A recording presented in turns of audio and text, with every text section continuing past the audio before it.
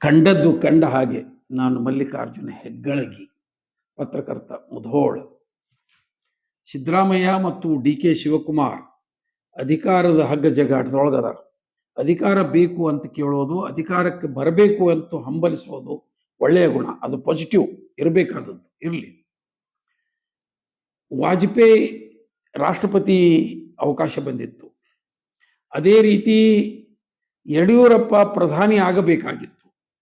ಇವು ಹೆಂಗ್ ತಪ್ಪಿದು ಮತ್ತು ಹೆಂಗ್ ಬಿಟ್ರು ಅನ್ನೋದನ್ನ ಬಹಳ ಇಂಟ್ರೆಸ್ಟಿಂಗ್ ಸ್ಟೋರಿ ಹೇಳ್ತಾನೆ. 2002 ವಾಜಪೇಯಿ ಅವರು ಪ್ರಧಾನಿ ಆಗಿತ್ತು. 2003 ಹೊಸ ರಾಷ್ಟ್ರಪತಿಯನ್ನ ಆಯ್ಕೆ ಮಾಡಬೇಕಾಗಿತ್ತು. ಅವಾಗ ಪಕ್ಷದವರು, ಬಿಜೆಪಿಯವರು ಮತ್ತು RSS ದವರು ಎಲ್ಲರೂ ವಾಜಪೇಯಿ ಅವರನ್ನ ರಾಷ್ಟ್ರಪತಿ ಮಾಡೋದು, ಅದ್ವಾನಿ ಅವರನ್ನು ಪ್ರಧಾನಿ ಮಂತ್ರಿ ಮಾಡಬೇಕು ಅಂತ, ಅದ್ವಾನಿ ಅವರಿಗೆ ಒಂದು ಅವಕಾಶ ಕೊಡಬೇಕು ಅನ್ನೋದು ಬಹಳ ಇತ್ತು ಎಲ್ಲರಿಗೂ. ಹೋಗಿ ವಾಜಪೇಯಿ ಅವರನ್ನು ಕೇಳಿದರು, ಮತ್ತು ನಾವು ಹಿಂಗೆ ಒಂದು ಪ್ಲಾನ್ ಮಾಡೀವಿ, ಮತ್ತು ನೀವು ಒಪ್ಕೋಬೇಕು ಅಂತ.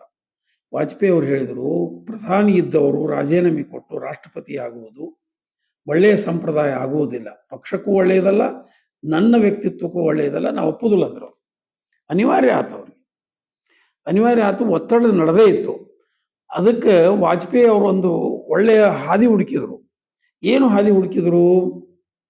ಅವರು ಅಬ್ದುಲ್ ಕಲಾಂನ ಆಯ್ಕೆ ಮಾಡಿದರು. ಮನಸ್ಸಿನಾಗ ಮಾಡ್ಕೊಂಡು ನಿರ್ಧಾರ ಮಾಡ್ಕೊಂಡು ಎಲ್ಲ ಮಾಡಿ, ಅಬ್ದುಲ್ ಕಲಾಂ ಒಳ್ಳೆ ಹೆಸರಿತ್ತು, ಮುಸ್ಲಿಂ ಅವರು.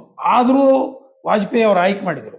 ಆಯ್ಕೆ ಮಾಡಿ ಸೋನಿಯಾ ಗಾಂಧಿ ಮತ್ತು ಅವರ ಪಕ್ಷದ ಕೆಲವು ಹಿರಿಯರನ್ನ ಕರೆದ್ರು. ಅವರು ಪ್ರಣವ್ ಮುಖರ್ಜಿ ಎಲ್ಲ ಅವ್ರ ಮನೆಗೆ ಬಂದರು, ವಾಜಪೇಯಿ ಅವ್ರ ಜೊತೆ ಮಾತಾಡಿದರು. ಮಾತಾಡಿ ಹಿಂಗಿಂಗೆ ನಾನು ಅಬ್ದುಲ್ ಕಲಾಂ ಅವರನ್ನ ರಾಷ್ಟ್ರಪತಿ ಮಾಡ್ಬೇಕಂದೀನಿ ಅಂತ. ಅವಾಗ ಸೋನಿಯಾ ಗಾಂಧಿ ಹೇಳ್ತಾರ, ಒಳ್ಳೆಯ ಆಯ್ಕೆ ಇದೆ, ನನಗೆ ನಿರಾಕರಿಸೋದಕ್ಕೆ ಆಗೋದಿಲ್ಲ, ಬಟ್ ಪಕ್ಷದೊಳಗೆ ನಿರ್ಣಯ ತಗೊಂಡು ನಿಮ್ಗೆ ಹೇಳ್ತೀನಿ ಅಂತ. ಪಕ್ಷದೊಳಗೆ ನಿರ್ಣಯ ತಗೊಂಡು ಹೇಳ್ತಾರ ಅವ್ರು. ಹಿಂಗ ಅಬ್ದುಲ್ ಕಲಾಂ ರಾಷ್ಟ್ರಪತಿ ಆಗಿಬಿಡ್ತಾರೆ. ಅದೇ ರೀತಿ ಯಡಿಯೂರಪ್ಪ 2011 ರಾಜ್ಯದ ಮುಖ್ಯಮಂತ್ರಿ ಇದ್ದರು. ಅಲ್ಲಿ ಗುಜರಾತ್ನಲ್ಲಿ ಮೋದಿ ಅವರು ಮುಖ್ಯಮಂತ್ರಿ ಇದ್ದರು. ಎರಡೂ ಹೆಸರು ಬಹಳ ಇದು ಬಂದಿದ್ದು. ಮುಂದೆ 2014 ಲೋಕಸಭೆ ಚುನಾವಣೆ, ಅವಾಗ ಪ್ರಧಾನಮಂತ್ರಿಯ ಹೆಸರು ಘೋಷಣೆ ಮಾಡೋದು ಚರ್ಚೆ ನಡೀತಾ ಇತ್ತು. ಯಡಿಯೂರಪ್ಪ ಹೆಸರು ಬಹಳ ಮುನ್ನೆಲೆಗಿತ್ತು. ಎಲ್ಲರೂ ಅಲ್ಲಿ ಅವರವ್ರ ಮೀಟಿಂಗ್ನೊಳಗೆ ಯಡಿಯೂರಪ್ಪ ಹೆಸರು ಕೂಡ ಉಲ್ಲೇಖ ಮಾಡ್ತಿದ್ರು.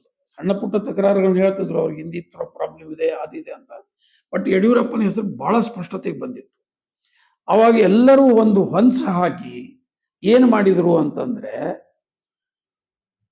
ಗವರ್ನರ್ ಹಿಡ್ಕೊಂಡು ಅವ್ರ ಮೇಲೆ ಕರಪ್ಷನ್ ಆಕ್ಷನ್ ಇದನ್ನು ಆರೋಪ ಮಾಡಿ ಜೈಲಿಗೆ ಹೋಗೋಂಗ್ ಮಾಡಿದ್ರು. ಈ ಕಾರಣಕ್ಕಾಗಿ ಯಡಿಯೂರಪ್ಪಗೆ ಪ್ರಧಾನಿಯಾಗುವ ಒಂದು ಅವಕಾಶವನ್ನು ತಪ್ಪಿಸಲಾಯಿತು. ಅಷ್ಟೇ ಅಲ್ಲ, ಅವ್ರಿಗೆ 75 ವರ್ಷ ಆಗ್ಯಾವ ಅಂತ ಹೇಳಿ ಮೋದಿ ಅವರು ಕೆಳಗಿಳಿಸಿದ್ರಲ್ಲ, ಆವಾಗ ಯಡಿಯೂರಪ್ಪ ಪಾಪ ಹತ್ಬಿಟ್ರು. ಖಾಸಗಿಯಾಗಿ ತಮ್ಮ ಸ್ನೇಹಿತರ ಮುಂದೆ ನಾನು ಪ್ರಧಾನಿ ಆಗಬೇಕಾಗಿತ್ತು, ಆವಾಗೂ ಹೊಂಚು ಹಾಕಿದರು, ಈಗೂ ಹಾಕಿದ್ರು. ಯಾಕಂತಂದ್ರೆ ಅವರ ನಾಯಕತ್ವದ ಘನತೆ ಒಂದು ಹಂತದಲ್ಲಿ ಮೋದಿ ಅವರಿಗೆ ಪಚನ ಆಗ್ತಾ ಇರಲಿಲ್ಲ, ಅಷ್ಟು ಇವರ ಇದಿತ್ತು. ಈ ಯಡಿಯೂರಪ್ಪಗೆ ಮತ್ತು ಕರ್ನಾಟಕಕ್ಕೆ ಆದ ಅನ್ಯಾಯ ಅಂತ ಅನಿಸ್ತದೆ. ಯಡಿಯೂರಪ್ಪ ಆ ಘನತೆಯನ್ನು ಅನುಭವಿಸಿದ್ರೆ ಕರ್ನಾಟಕದಿಂದ ಇಬ್ಬರು ಪ್ರಧಾನಿ ಆದರು ಅಂತ ಹೇಳುವ ಭಾಗ್ಯ ಕೂಡ ನಮಗೆ ಬರ್ತಿತ್ತು. ಇವೆಲ್ಲ ಚರಿತ್ರೆಯ ಸಂಗತಿ. ಇಷ್ಟು ಹೇಳಿ ನಾನು ಮಾತು ಮುಗಿಸ್ತೇನೆ. Thank you.